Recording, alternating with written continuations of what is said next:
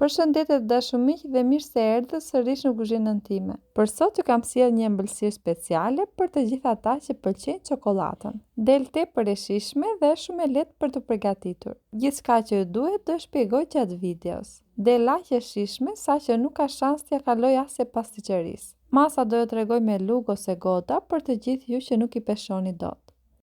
Le të vazhdojmë me përgatitjen. Në një tas shtojmë 3 vezë të plota. Vezët që unë kam përdorur janë të mëdha, nëse keni vezë më të vogla, mund të shtoni dhe 4. Shtojmë një brez me krip, pra pak në majë të gishtave.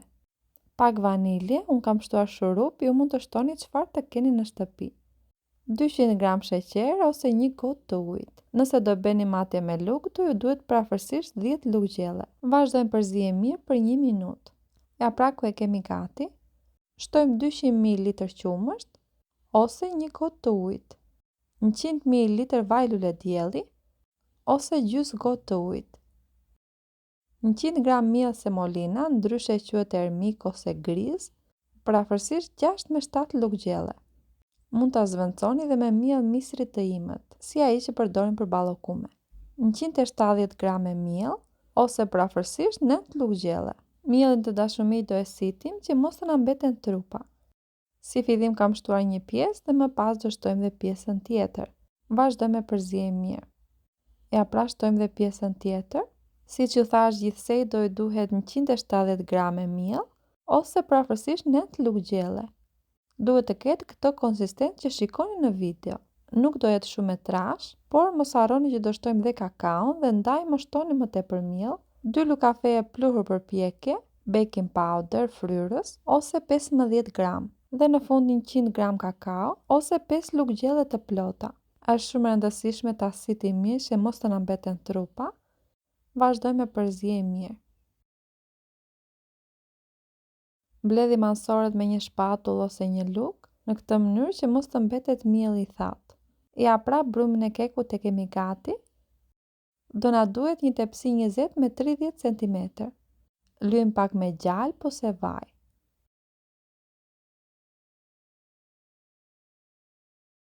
Spërkatim fundin e tepsisë me kakao, me një kulluse siç e kam bërë në video.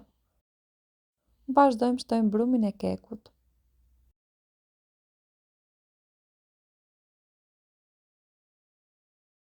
E tundim pak dhe i bijem në këtë mënyrë që të zëri vend dhe të hapet mirë.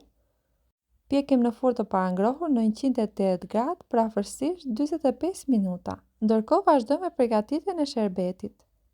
Në një tigan të thellë ose në një tenxhere, shtojmë një kanace me qumësht të kondensuar. Kjo që shikoni në video është 400 gram. Gjithashtu gjithsej 600 ml me qumësht. Unë e kam matur me kanacen e qumshit të kondensuar dhe kam përzierë mirë që mos të mbetet asgjë në fund. 2 kanace të tilla ishin fiks 600 ml me qumësht, derisa qumshi i kondensuar ka peshë ndryshe të dashur miq. E njëjta kanace nxinte gjithsej 400 gram qumësht të kondensuar, ndërsa qumësht nxinte 300 ml njëra. Po ja u theksoj që mos të ngatëroheni. Shtojmë dhe 3-4 lugë gjelle kakao dhe në fund 200 deri 300 gram çokoladë kuvertur. Mund të shtoni çfarë çokolade t'ju pëlqej, të zezë ose me qumësht, sipas dëshirës. 30 gram gjalp ose mund ta zvendçoni me 3 lugë gjelle vaj lule dielli ose vaj misri. Vendosim në zjarr mesatar duke e përzier vazhdimisht derisa të fillojë të vlojë. Pasi çokolada të ketë shkrirë, do vazhdoni të trazoni me mikser dore, në këtë mënyrë që të tretet më mirë kakaoa. Ja pra ku e kemi gati, sapo të shikoni që ka marrë vaj, largojmë nga zjarri. Ja pra dhe keku është gati. Pas pjekjes e kam fikur furrën dhe kam lënë të kulloj keku brenda në furrë për 15 minuta. Derën e furrës do e lini pak hapur. Nëse nuk qëndron, mund t'i vini një pecet. Nëse e lini mbyllur, mund të digjet nga nxehtësia e furrës. Ndaj mund ta kujdesni dhe vetë. Pas 15 minutash e largojmë direkt nga furra, e çpojmë mirë me një kallëm dhe do i bëni prerjen që juve dëshironi ta shërbeni, në copa të madhësisë që ju pëlqen. Diçka e rëndësishme është se duhet ta llogarisni sepse njëra nga të dyja duhet jetë e ftohtë. Nëse është keku i nxehtë, sherbeti duhet jetë i ftohtë, ose e kundërta, nëse është sherbeti i nxehtë, keku duhet jetë i ftohtë. E hedhim pjesë në këtë mënyrë, E pi shumë shpejt dhe lehtë sherbetin, do e vini re dhe vetë.